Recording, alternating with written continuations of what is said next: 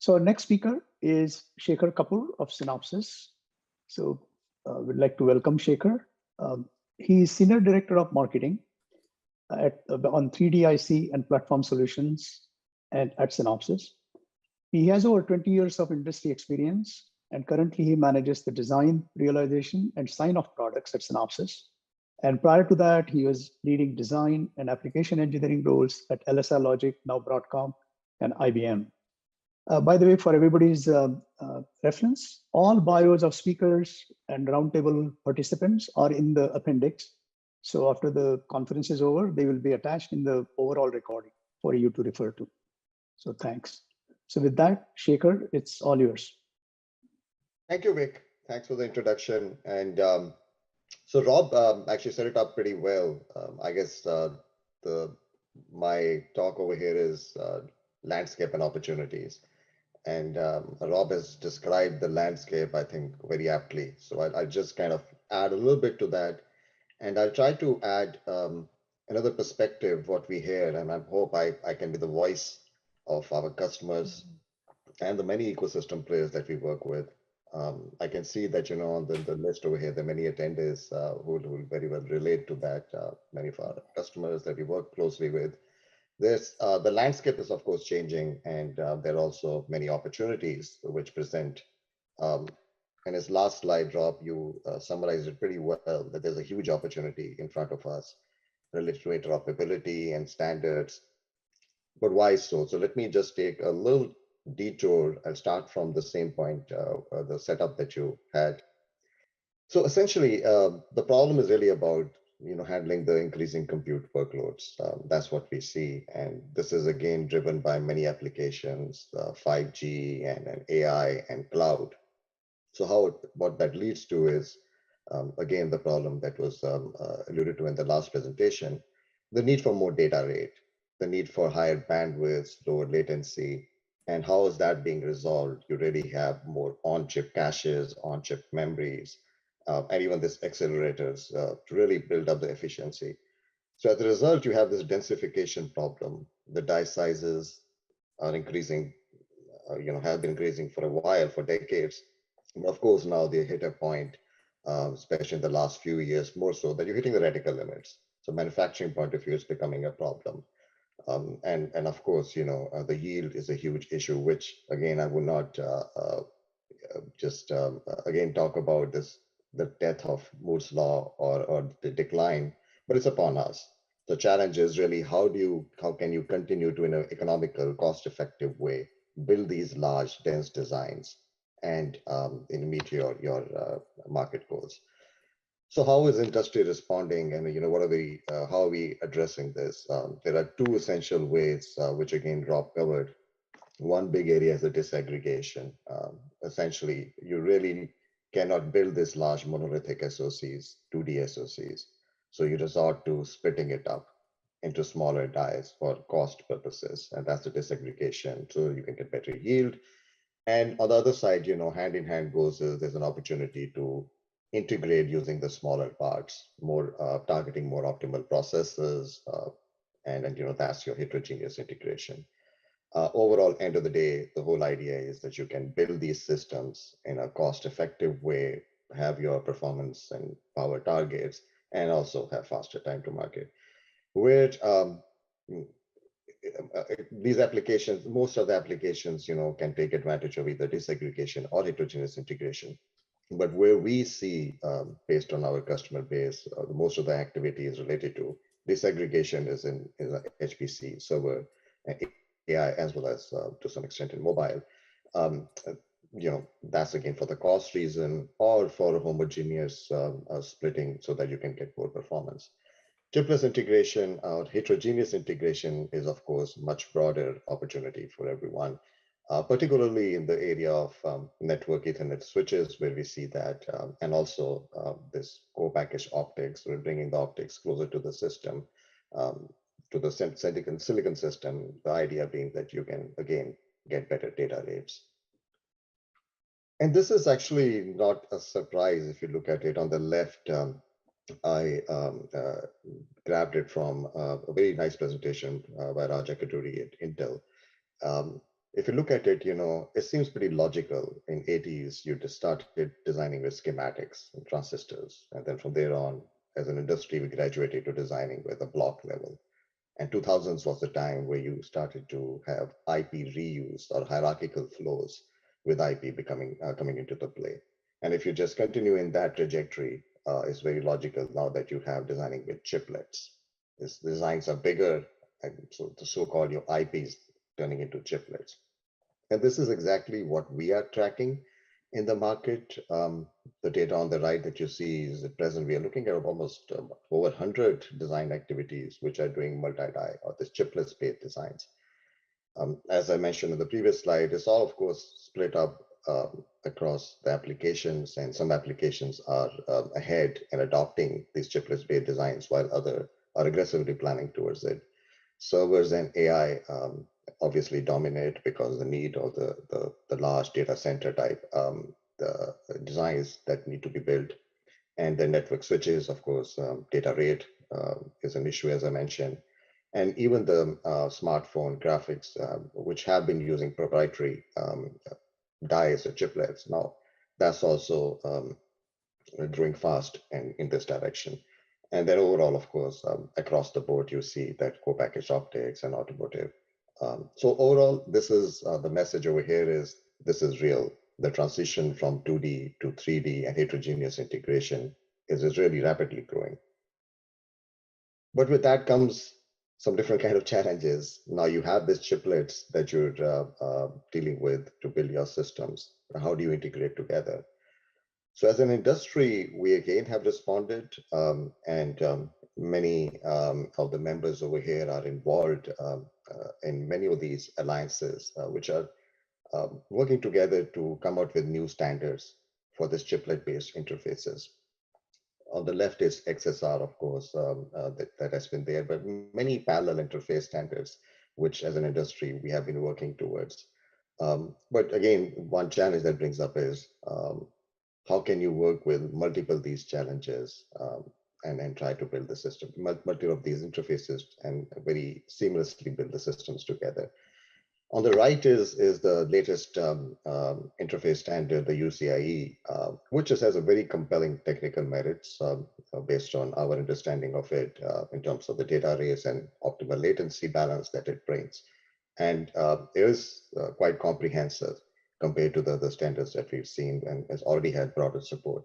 But of course, as an industry, I think there's more opportunity to contribute towards it and work together with the alliance, with the consortium to make sure that we continue to address the developing, the emerging trends and needs better and work towards an interface which is more beneficial across.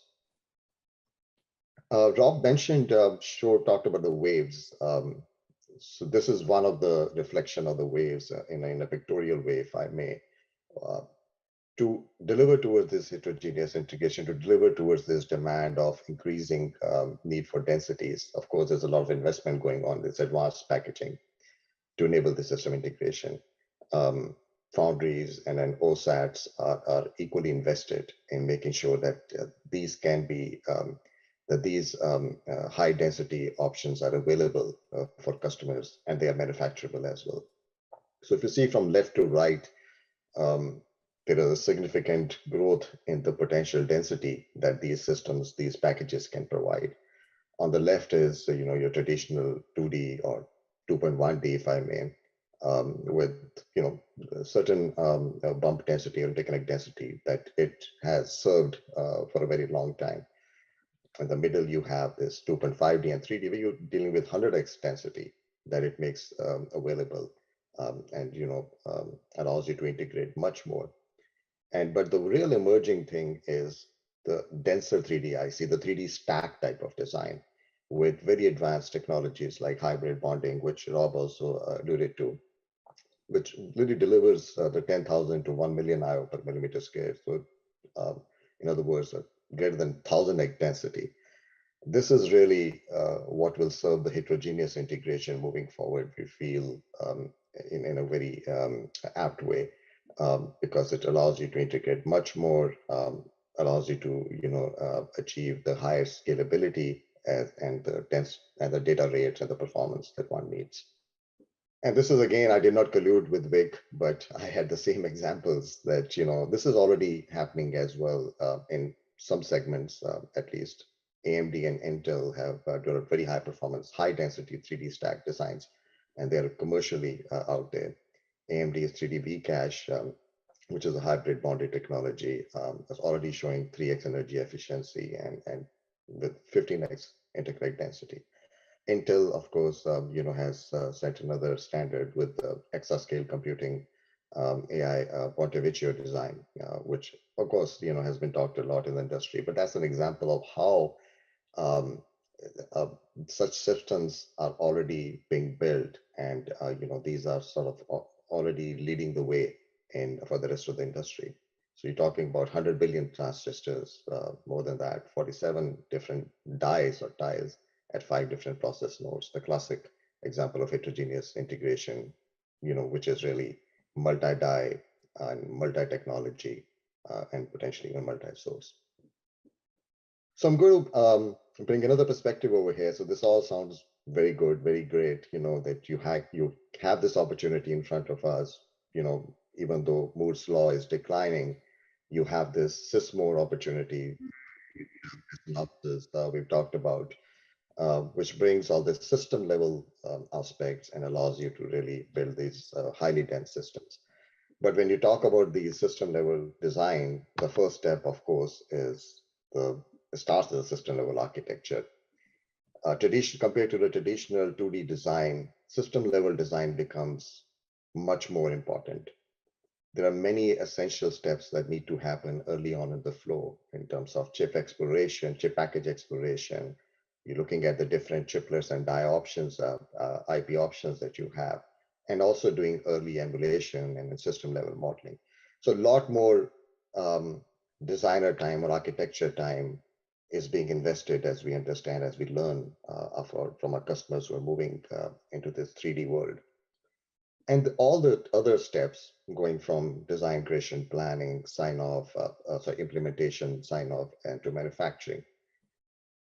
Some familiar steps which have become more complicated, and so many new steps are getting added to build this whole system and make it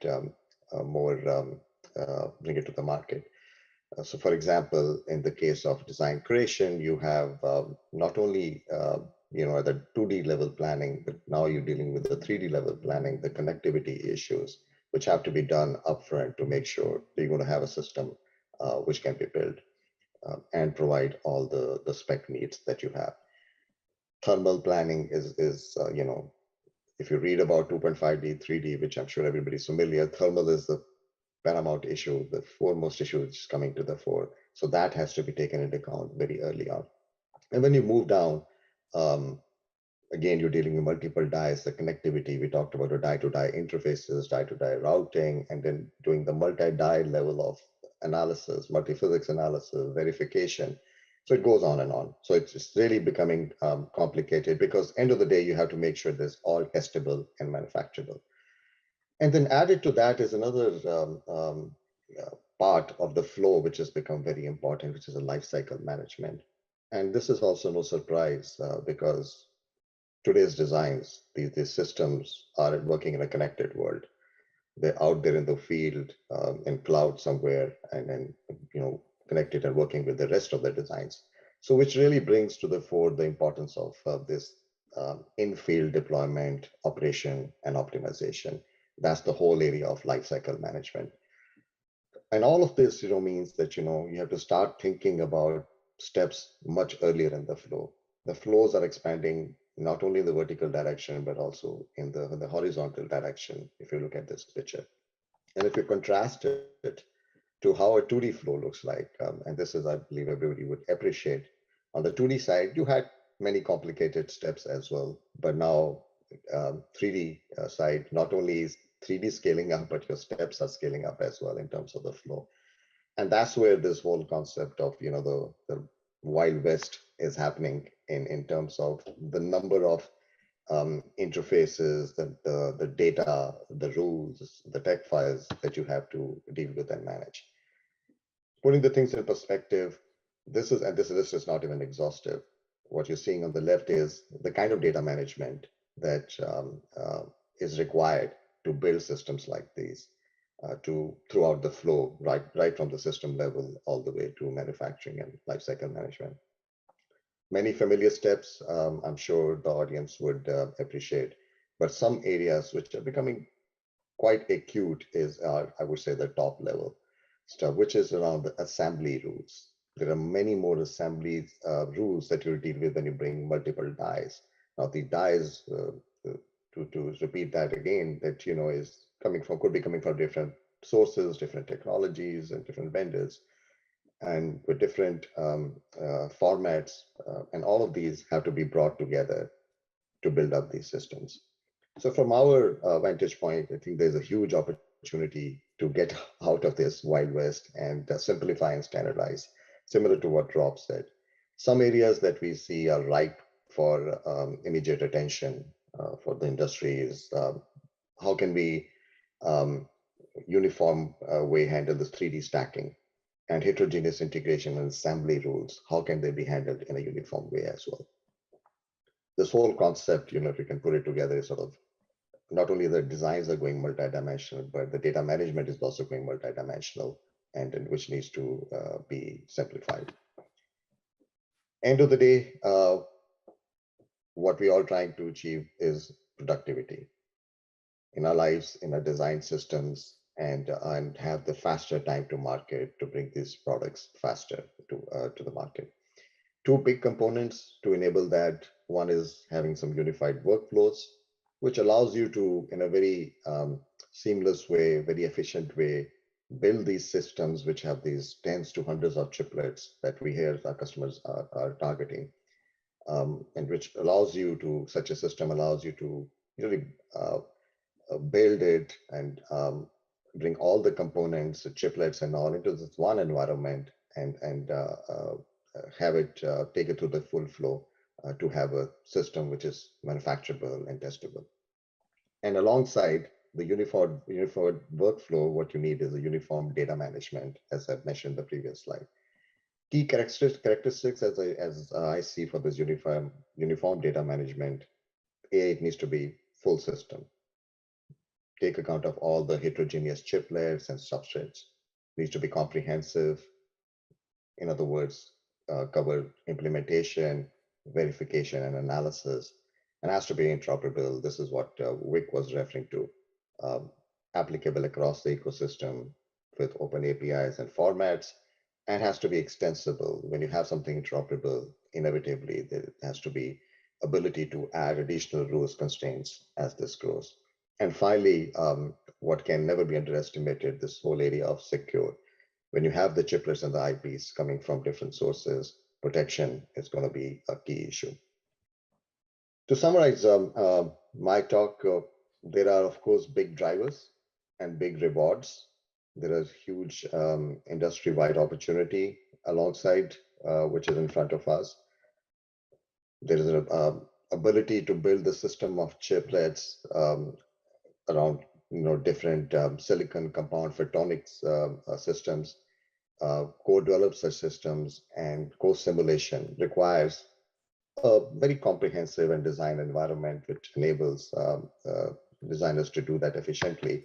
And alongside that, multidimensional data management.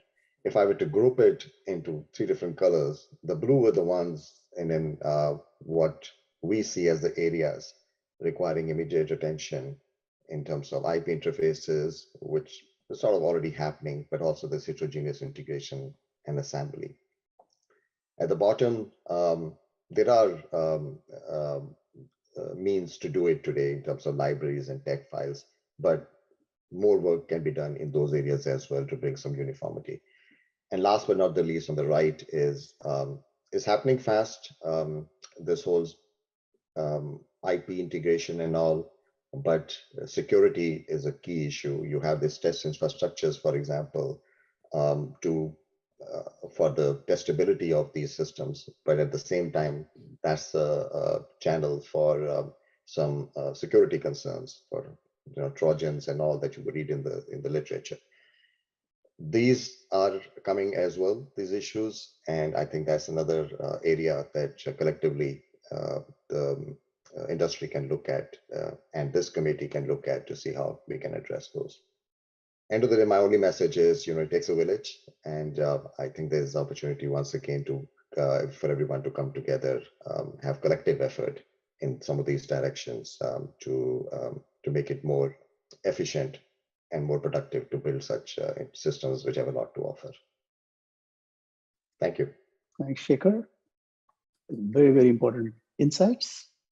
And also, I encourage everybody to join this village.